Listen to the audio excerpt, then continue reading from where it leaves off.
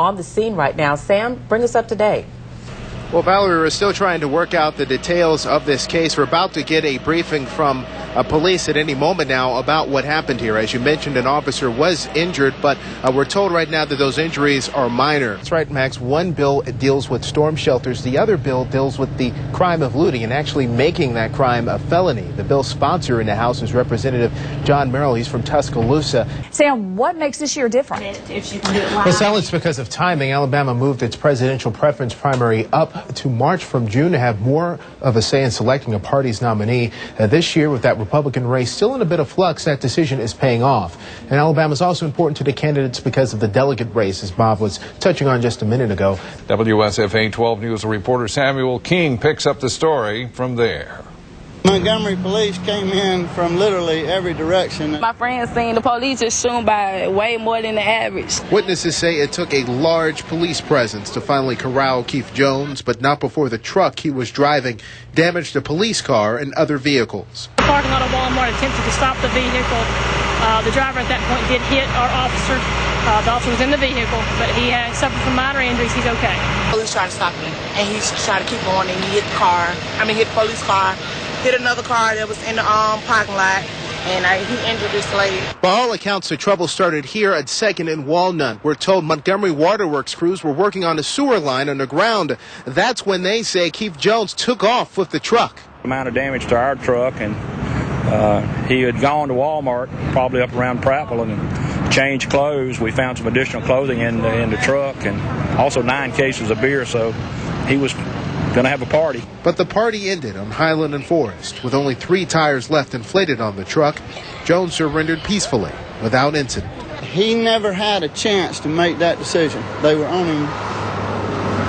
They were on him so quick. While multiple vehicles were damaged, and according to police, there were some injuries, none was thought to be serious.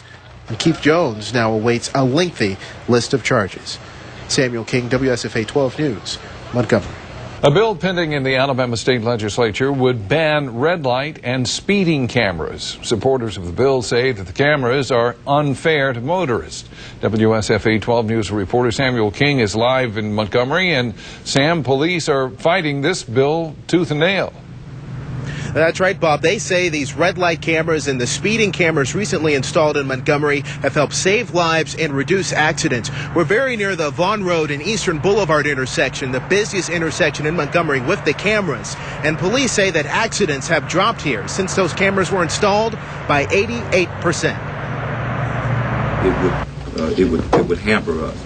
Selma Police Chief William Riley joined Montgomery's Public Safety Director, Chris Murphy, in calling on lawmakers to reject a bill to ban cameras being used to catch red light runners and speeders. I think we'd like to have the latitude to expand it, but I do think we, as law enforcement professionals and city leaders, need to be responsible and not put them up everywhere just to try to generate citations. But some lawmakers think cities are doing exactly that. Representative Paul Beckman also says many of the tickets can be thrown out if drivers appeal.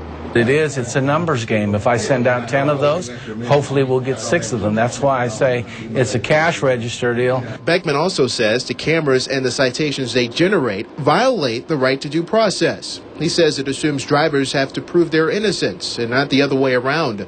Police say drivers do have a recourse and that the cameras are changing habits. They're not running red lights as they were once doing. They are paying attention to their driving habits, and that's what we want. So therefore, they are driving safer.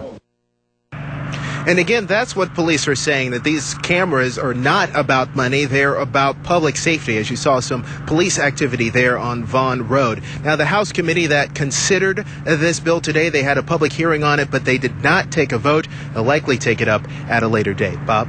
Okay, thanks a lot, Sam.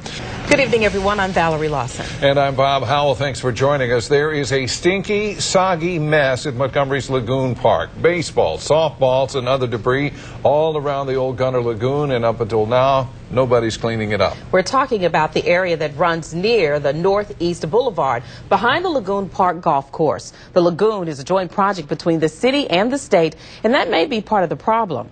WSFA 12 News reporter Samuel King shows us the problem and tells us what the mayor had to say in a story you'll see only on 12. You got 7 balls from the Lagoon Park ball field right here. Bob Stringer called WSFA 12 News upset about the trash and debris in this lagoon.